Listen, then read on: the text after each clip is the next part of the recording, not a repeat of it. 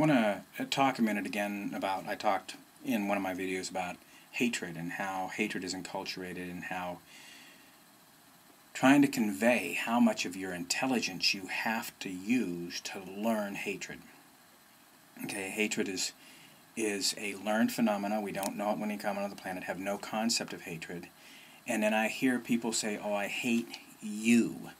Well, I tell them that those are almost two different books. The first book is I hate. And that's it, I hate. And then you can close that book, put it on the shelf, and then the next book is a volume. Okay, and then all of the things that you've learned to hate is in that volume. Okay, it has nothing to do. What it has to do is what you've learned to hate. Well, I hate that man because of his color. No, you don't. You hate, period. You're a hateful person, and you hate, and then there's a person of color in the room with you. Well, I hate graffiti. No. You hate, period. That's the end of that book. Okay, leave it, put it on the shelf. Graffiti, some people love. Graffiti is entertaining for me. I hate broccoli. That's not an enculturation. That's a truism, because broccoli is vile. It's mean. It's I'm not a big fan of broccoli, obviously, but that is an acquired taste. I don't think I enculturated it. I think I acquiredly taste that. But a couple of years ago here in Switzerland, they had this vote, and it was about the minarets, about the Muslim things that go over their places of worship, and whether or not we should allow them to construct these, whether we should vote on this. And the Swiss voted no, we're not going to allow them. They've got church that the bells ring all the time. Sunday morning is a tough time to sleep in.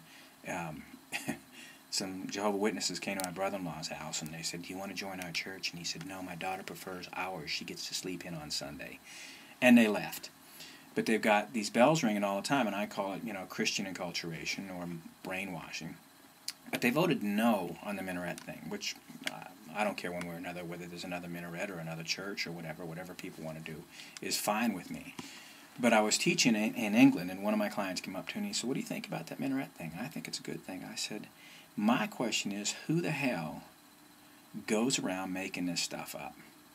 Who goes around and gets all the signatures to say, let's not allow minarets? I said, who does that? Who has the time or their energy to worry about the minarets? And I said, it's only inflammatory. It's only to get people mad at other groups, to keep people busy in their non-lives, arguing about things that don't matter. If I see one more minaret, I don't care. If I see 40 more Muslims, I've met a lot of Muslims that I really enjoy. So all I'm looking at is who starts this stuff.